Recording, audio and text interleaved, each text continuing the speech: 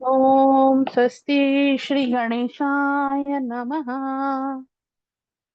फिर से कनेक्ट कर दो ठीक से। बताए नमः परमात्मने नमः। श्री जानकी वल्लभो विजयते तराम। श्री सीतानाथ समारंभाम् श्री रामानंदार्य मध्यमाम् अस्मदाचार्य पर्यन्ताम् वन्दे श्री गुरु परम्पराम्। लोकारणधीरम्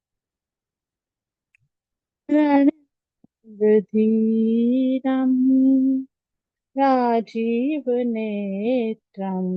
रघुवंशनाथम् कारुण्यरूपम् करुणाकरन्तम् श्रीरामचन्द्रम् शरणं प्रपद्ये। कर्पूरगौरम् करुणावतारम् संसारसारम् भुजगेन्द्रहारम् सदा वसन्तम् हृदयारविन्दे भवं भवानि सहितं नमामि। मनोजवं ऋतुतुल्यवेगं जितेन्द्रियं बुद्धिमतावरिष्ठं वातात्मजं वा नरयूथमुख्यं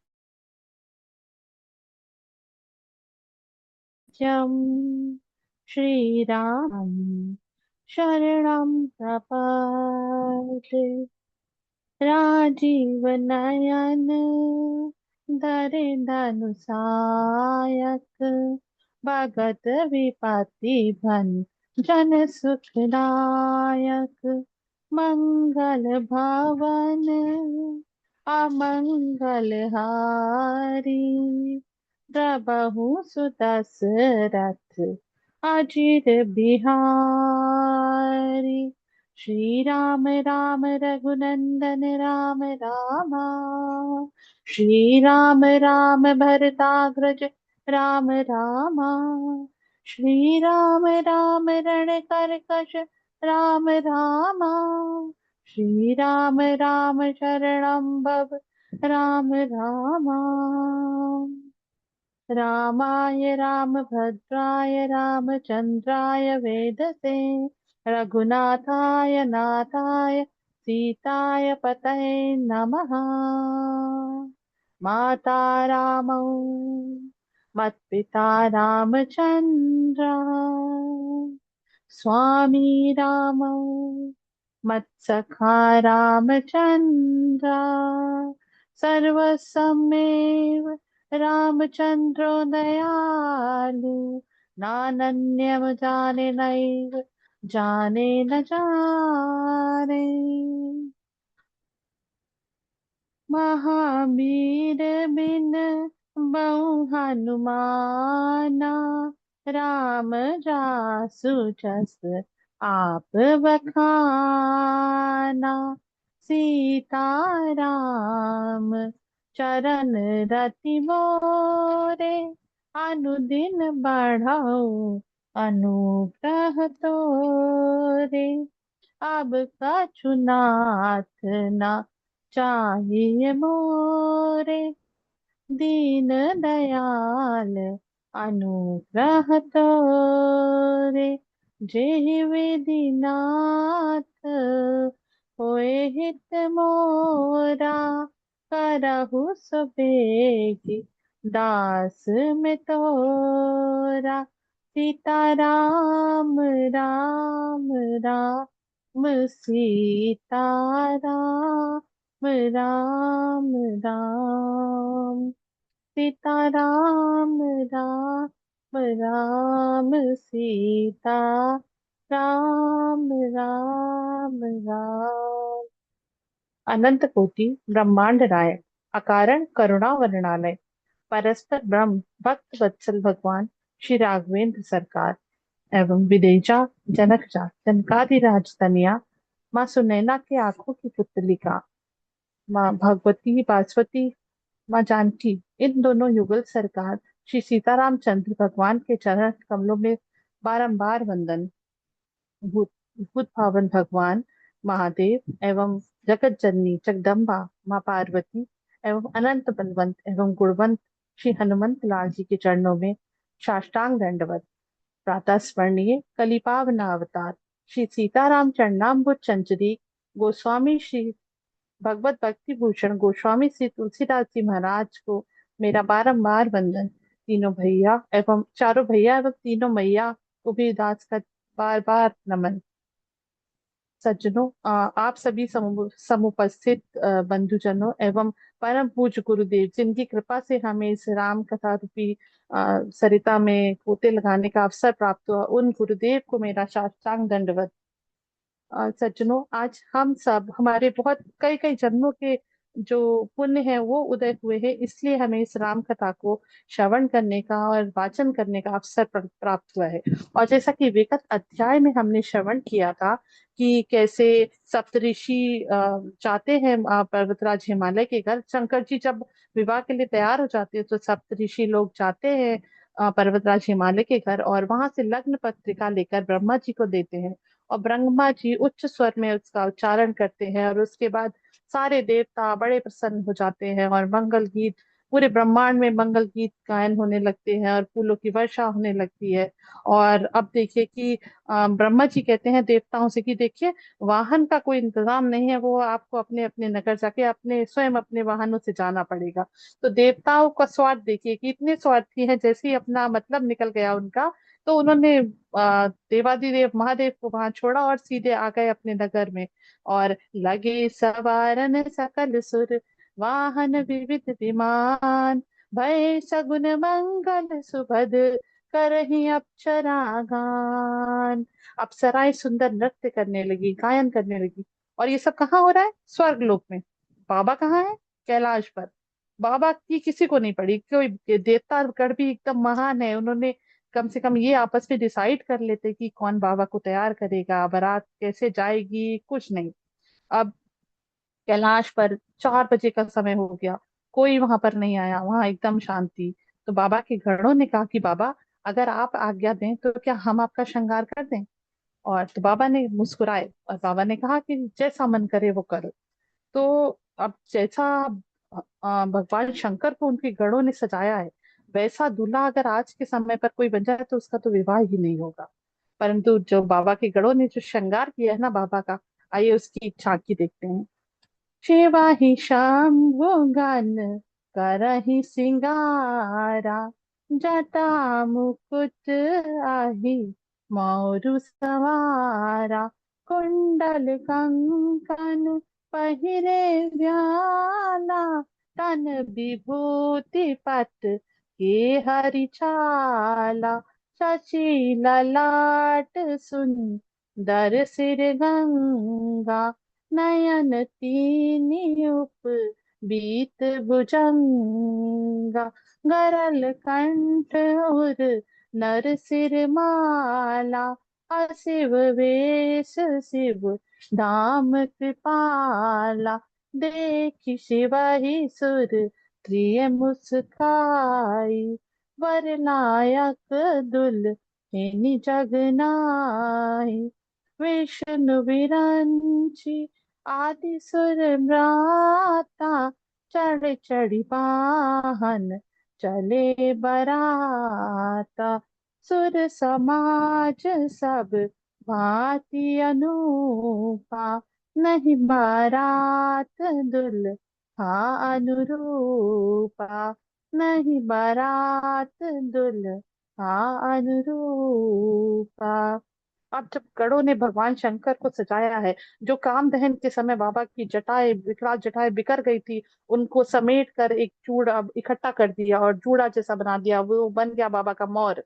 और छोटे छोटे सर्पों को लेकर एक रस्सी में बांध कर बाबा का मौर बना दिया गया, शीश ऊपर और पूंछ नीचे। और सांपों का कंगन बना दिए, बाजूबंद बना दिए, सब कुछ सर्पों का श्रृंगार कर दिया। फिर एक गण ने कहा कि अभी कुछ अधूरा लग रहा है बाबा। वो शमशान में गया, वहां चिता एक शांत हुई थी अभी अभी, उसकी भभूत लाया और बाबा के पूरे शरीर पर लगा दी। अब बोलता है कि हाँ अब थोड़े सही लग रहे हैं बाबा। बाबा का श्रृंगार हो गया और बाबा नंदी पर आरूढ़ होकर जब बाबा चले हैं तब बाजे बजने लगे। और भगवान विष्णु ने जब बाबा को देखा तो कहा कि जैसा दूल्हा है वैसी तो बारात है नहीं। तो देवताओं ने कहा फिर क्या करें, छोड़ के इन्हें चले। तो विष्णु भगवान ने कहा कि ये उचित नहीं होगा, ऐसा करते हैं हम आगे आगे चलते हैं और बाबा अपना समाज स्वयं बुला ले। जैसे ही देवतागण आगे आगे गए, बाबा ने श्रृंगी को टेरा, श्रृंगी को बुलाया और श्रृंगी ने भृंगी को टेरा, दोनों ने जोर से कहा हर हर महादेव, हर हर महादेव। और ऐसा सुनते ही बाबा के सारे गण आ गए। शिव अनुशासन सुनि सब आए, प्रभु पद जलज शीस तिन नाए। जय शिव शंकर जय भोला, नाना वाहन नाना वेशा, बिहस शिव समाज निज देखा। जय जय शंकर जय भोला, को मुखहीन विपुल मुख काहू, बिनु पद कर को मऊ पद बाहू। विपुल नयन को नयन विहीना, हृष्ट पुष्ट को अति तन कीना। अब बाबा का समाज कैसा है, बाराती कैसे, कोई बिना मुख का है और किसी के मुख ही मुख है। कोई बिना हाथ पैर का है तो किसी के पूरे शरीर पर हाथ ही हाथ है। किसी के नयन ही नहीं है तो किसी के बहुत सारे नयन हैं। और कोई बहुत हष्ट पुष्ट है और कोई धागे के समान पतला है। जैसे बाबा जैसे दूल्हा वैसी ही बारात बन गई। जस दूल्हा हो तस बनी बराता, कौतुक विविध हो ही मग जाता। अब आगे क्या है, इधर हिमाचल राज्य ने बड़ा ही विचित्र मंडप, बड़ा अद्भुत मंडप तैयार किया है जिसका कि वर्णन नहीं किया जा सकता। और सज्जनों, जगत में जितने भी पर्वत हैं, छोटे या बड़े, समुद्र, नदी, तालाब, नदियां और वन जितने भी हैं, सबको पर्वतराज ने निमंत्रण भेजा और सब अपने अपने परिवार के सहित वहां आए हैं और मंगल गीत गा रहे हैं। सब बहुत ही प्रसन्न है हिमाचल नगरी में। इधर जो दूल्हा है, दूल्हा जो आगे बाराती चल रहे थे, वे नगर में पहुंच गए तो अगवान आए जब उनकी अगवानी करने। उसमें एक वृद्ध पुरुष थे, उन्होंने भगवान विष्णु को देखा और बोले हाँ मैं समझ गया आप ही दूल्हा है ना। तो भगवान विष्णु ने कहा कि नहीं नहीं, हम दूल्हा नहीं, दूल्हे महाराज सरकार तो पीछे आ रहे हैं। तब बारातियों ने, अगवानों ने सोचा कि जब बाराती बारात के इतने सुंदर हैं तो दूल्हा कितना अद्भुत होगा, कितना सुंदर होगा। तो सब बड़े प्रसन्न। अब उधर जब पता चला कि पीछे से बाबा और उनके गण भी आ रहे हैं, भगवान विष्णु ने पहले कहा कि बारातियों से कहा, देवगणों से, कि जो जो मिल रहा है वो जल्दी जल्दी खा पी लो, कि बाबा की बारात देखने के बाद पता नहीं कुछ मिलेगा भी, कुछ हम पाएंगे भी या नहीं। तो उसके बाद जब माताएं होती है ना, उनको बड़ा कौतूहल होता है ये देखने का कि दूल्हा कैसा है, बारात कैसी है। तो माताएं अपने छोटे छोटे बच्चों से कहती है कि जल्दी जाओ और देख कर आओ कैसी बारात है, कैसा दूल्हा है। बच्चे सारे भागते हुए गए और जैसे वो गए उसी उतनी ही तेजी से वापस भागते हुए आए और डर गए एकदम, अपनी अपनी माताओं की गोद में छुप गए। तब माताओं ने पूछा कि देखा है बारात, देखा दूल्हा कैसा है। तो बच्चे कहते हैं कि अरे माँ वो बारात है, बारात नहीं है वो तो भूतों की टोली आई है, वो साक्षात यमराज की बारात है। और बच्चों ने उस बारात का वर्णन किया कि तन छार छार व्याल कपाल भूषण नगन जटिल भयंकरा, संग भूत प्रेत पिशाच जोगिनी, विकट मुख रजनी चरा, जो जियत देखत बरात देख, जो जियत रही बरात देखत, पुण्य बढ़ते ही कर सही, देखी ही सो उमा विवाहु कर कर, बात असलरी कन कही, बात असलरी कन कही। दूल्हा जो है वो पूरे शरीर में राख लपेटे हुआ है और माँ उसके शरीर पर कपड़े भी नहीं है। बारातियों संग में बाराती तो ऐसे लाया है कि उन्हें अगर देखकर तो मानव की सच में प्राण ही चले जाए। ऐसी बारात को देखकर जो बचेगा ना जीवित, वह सच में बड़ा ही भाग्यवान, बड़ा पुण्यशाली होगा। बड़े उसने कुछ पुण्य कर्म किए होंगे जो वो जिंदा बच जाएगा। तो माता पिता मुस्कुराए और कहने लगे कि बच्चों निडर हो जाओ, कोई बात नहीं डरने की। और इधर माता मैना को जब पता चला कि बारात आ गई है, तो वे सुंदर हाथों में अपनी सखियों के साथ सोने की थाल लेकर आई, परिचन कर रहे हैं। और साथ में सब सुंदर गीत गा रहे हैं, लेकिन जब माता ने भगवान महादेव के रूप में देखा शंकर भगवान को, तो वे देखकर एकदम डर गई और विलाप करने लगी जोर जोर से, और कहने लगी कि पार्वती, हे पार्वती, हे पुत्री, विधाता ने तुम्हें कितना सुंदर रूप दिया है, परंतु दूल्हा कैसा बावला दिया तुमको। चाहे कुछ भी हो जाए, मेरे प्राण ही क्यों ना चले जाएं, परंतु मैं इस बावले दूल्हे से तुम्हारा विवाह बिल्कुल नहीं होने दूंगी। और इससे तो अच्छा ये होगा कि पुत्री, हम दोनों चलें और हिमाचल पर्वत से कूदकर अपने प्राण त्याग दें, परंतु ऐसा दूल्हा ये मैं नहीं करवा सकती, तुम्हारा विवाह नहीं करवा सकती। और नारद को मैंने क्या सोचा था, नारद जी को, और उन्होंने क्या किया मेरे साथ, मेरा बसा बसाया घर उजाड़ दिया। नारद कर मैं कहा बिगारा, पवन मोर जिन बसत उजारा। फिर उधर नारद जी सप्त ऋषियों के साथ आते हैं और माता को समझाते हैं, मैना माता को, कि हे माँ, जो आपके घर में पुत्री बनकर आई है वे साक्षात जगदम्बा हैं, और भगवान शिव की प्राण वल्लभा है, उनका तो जन्म जन्मांतर तक भगवान शिव से नाता है, और वो तो उन्हीं की पत्नी बनेंगी। और नारद जी समझाते हुए कहते हैं कि तब नारद सब ही समुझावा, पूर्व कथा प्रसंग सुनावा, कि किस प्रकार से पूर्व जन्म में वो दक्ष की पुत्री सती बनकर आई थी।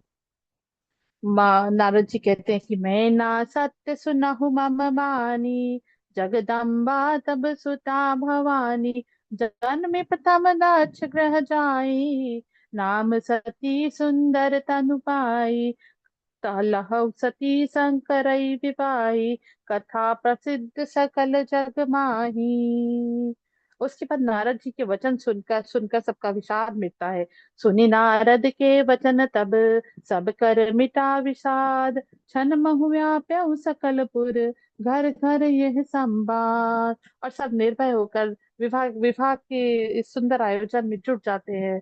उसके बाद भगवान शिव जी जो है ब्रह्मा जी की, परम पिता ब्रह्मा जी के आग्रह करने पर अपने वास्तविक स्वरूप में आते हैं और पीतांबर धारण करते हैं, और मुनियों को अपने इष्ट को प्रणाम करते हैं, मुनियों को मानसिक प्रणाम करते हैं। और शंकर जी का रूप कैसा है?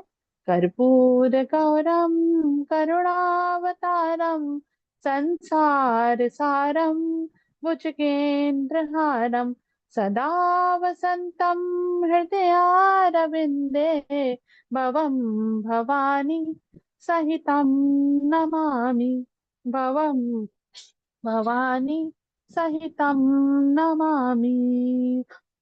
भगवान शंकर जो है वो कपूर की तरह एकदम उजला उनका वर्ण है, सुंदर गोरे वर्ण के हैं, और पीतांबर धारण किए हैं। उनके गले में महान सर्प वासुकी को उन्होंने अपना हार बनाया हुआ है, और जो हमेशा करुणा करुणा के सागर हैं, ऐसे हैं भगवान शिव। उसके बाद मुनियों की आज्ञा से शिव जी और पार्वती जी ने गणेश जी का पूजन किया। मुनि अनुशासन गणपति ही पूजहु शंभु भवानी, को सुनि संशय करे, सुर अनादि चीय जानी। अब बंधुओं, यहाँ पर कोई ये किसी के मन में ये संशय भी आ सकता है कि गणेश जी जो है वो तो माता गौरी और भगवान शिव के पुत्र हैं, तो वो विवाह से पहले कैसे आ गए? परंतु ऐसा नहीं। गणेश जो है वो एक पदवी है, और जो अनादिकाल से चली आ रही है। बाद में इस पदवी पर भगवान शिव और माँ पार्वती के पुत्र विराजमान हुए। और कथा में, वेदों में विवाह की जैसी रीतियां कही गई हैं, उसके अनुसार ही महामुनियों ने विवाह को पूर्ण कराया। और दास दासियां, हाथी घोड़े, सोने के कलश, और इतना दाइश हिमाचल राज्य ने गाड़ियों में लदवाया कि जिसका कि वर्णन नहीं किया जा सकता। और फिर इसके बाद माता मैना जो है माँ पार्वती को अपनी गोद में बिठाती हैं और कहती है कि करिउ सदा शंकर पद पूजा, नारी धर्म पति देव न दूजा। कि हे पुत्री, तुम भगवान शंकर के चरणों की पूजा करना, और जो नारी का धर्म है उसके लिए पति ही देवता है और दूसरा अन्य कोई देवता नहीं।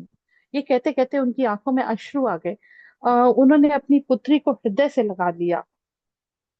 जगदम्बा की विदाई जब हुई, तो मानव तो छोड़िए, वहां के पशु पशु पक्षी आदि सब बहुत ही उदास हो गए, यहाँ तक कि जो देवादिदेव महादेव हैं, भगवान शंकर हैं, उनकी आंखों में भी अश्रु आ गए। और सज्जनों, वो किसी भी पुत्री के लिए जो विदाई की घड़ी होती है ना, वह भावुकता से भरी होती है। घर आंगन का जो विछोह होता है वह उसको भावुकता से भर देता है। ये बड़ा ही हृदय विदारक होता है ये क्षण। तो महादेव जी सब याचकों को संतुष्ट कर अपने गढ़ों और माता पार्वती के साथ कैलाश की ओर प्रस्थान करते हैं। और माता पार्वती और शिव जी विभिन्न प्रकार से कर्म करते हुए कैलाश पर्वत पर सुखपूर्वक रहते हैं अपने गढ़ों के साथ। और काफी समय के साथ समय के बाद 6 मुख वाले कार्तिकेय भगवान का जन्म होता है। और जैसा कि हम सभी जानते हैं, बड़े होने पर उन्होंने असुर तारकासुर का वध किया और देवताओं को निर्भय प्रदान किया। उसके बाद राम भक्ति से भरा हुआ शिव जी का ये चरित्र सुनकर जो भरद्वाज मुनि थे, उनके हृदय में अपार प्रसन्नता हुई। आंखों में प्रेमाश्रु आ गए और बहुत ही भाव विवल हो गए वो। और वो गदगद हो गए ये कथा सुनकर। उनको देखकर याज्ञवल्क्य मुनि ने कहा कि हे मुनिराज, आपको शिव जी प्राणों से भी अधिक प्रिय हैं। याज्ञवल्क्य मुनि कहते हैं कि सेव पद कमल जिनहि रति नाही, राम ही ते सपने हु न सुहाई। वो कहते हैं, याज्ञवल्क्य मुनि कहते हैं कि शिव जी के, भगवान शंकर के पाद पद चरण कमलों से, पाद पद्मों से जिसको प्रेम नहीं होता, राम जी सपने में भी उस मानव मनुष्य को नहीं पसंद करते, उनका कृपा का पात्र नहीं हो सकता वो। और भगवान शंकर से बड़ा राम जी का भक्त कौन होगा इतना अनन्य, कि जिन्होंने सती जैसी परम पतिव्रता स्त्री का परित्याग कर दिया। सिर्फ यही राम उनकी राम भक्ति का की पराकाष्ठा को दिखाता है। और हे मुनिवर, मैंने पहले आपको शिव जी का चरित्र इसलिए सुनाया कि मैं देखना चाहता था, कि समझ लिया मैंने कि तुम जो हो वो राम जी के अनन्य भक्त हो और सभी समस्त विकारों से तुम रहित हो। प्रथम ही मैं कहा शिव चरित, बूझा ही मरम तुम्हार, सुच सेवक तुम राम के, छाड़ रहित समस्त विकार। हे मुनिवर, आपके जैसा राम भक्त कोई नहीं हो सकता। आप जो है याज्ञवल्क्य की भारद्वाज जी जैसे मननशील जो है भक्त को पाकर धन्य हो गए, जो कि समस्त शास्त्रों, योग, मीमांसा, दर्शन आदि शास्त्र में निपुण है। और उसके साथ साथ परम भक्त भी है। ऐसे श्रोता को पाकर याज्ञवल्क्य जी धन्य धन्य हो गए। और एक बात और है बंधु, ऐसा कोई ग्रंथ नहीं है और कोई पुराण नहीं है जिसमें शिव जी और माँ पार्वती की कथा ना हो। वे सब जगह व्याप्त हैं, इसीलिए वो महादेव हैं। वो जो है सबके देवता हैं। जीव के भी है, मुनियों के भी हैं, मानव के, दानव के, सबके देवता है। और जो धरती पर अवतार लेकर आए भगवान है, उनके भी देवता है शिव जी। उसके बाद याज्ञवल्क्य जी कहते हैं कि हे मुनिवर, मैं आपको ये राम कथा का श्रवण अवश्य कराऊंगा। और कथा को लेकर याज्ञवल्क्य मुनि तीर्थराज प्रयाग से कैलाश पर पहुंचे। और कैलाश के शिखर पर एक दिव्य जहाँ पर कैलाश पे एक दिव्य बरगद का पेड़ है, जिसके जहाँ कैलाश के शिखर पर जो है भगवान महादेव और माँ पार्वती सदैव निवास करते हैं।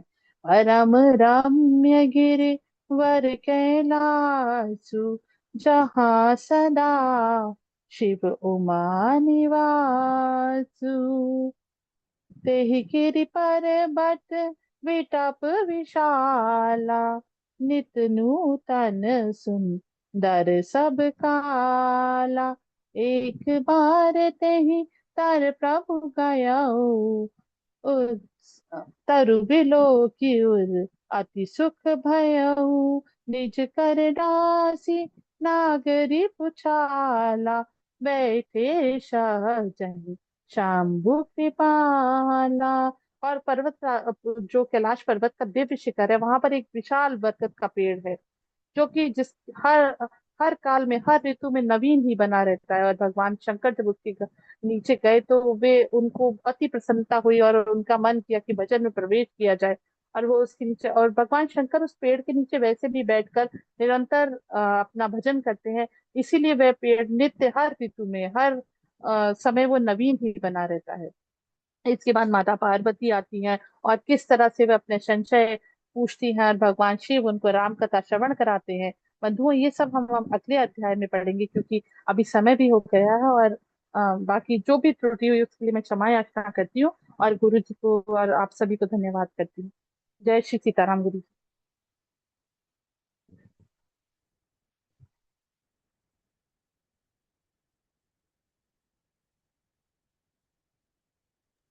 बहुत अच्छा। बहुत बढ़िया कनक जी, आपने बढ़िया बोला है। धन्यवाद गुरु जी। अच्छा अभ्यास किया। प्रभु कृपा बनी रहे और ऐसे बढ़िया ज्यादा से ज्यादा चिंतन करते रहें और ऐसे ही बढ़िया से बढ़िया आगे और बढ़िया होता जाएगा। ठीक है, ठीक है ना। चलिए समय भी हो चुका है। आज की कथा का रिकॉर्डिंग और आगे का नोट्स थोड़ी देर से ही भागवत कक्षा के बाद भेज रहे हैं। कृष्णाय वासुदेवाय हरे परमात्मने प्रणतः क्लेशनाशाय गोविंदाय नमो नमः। सभी को राधे राधे। आनंद से रहिए, अध्ययन करते रहिए।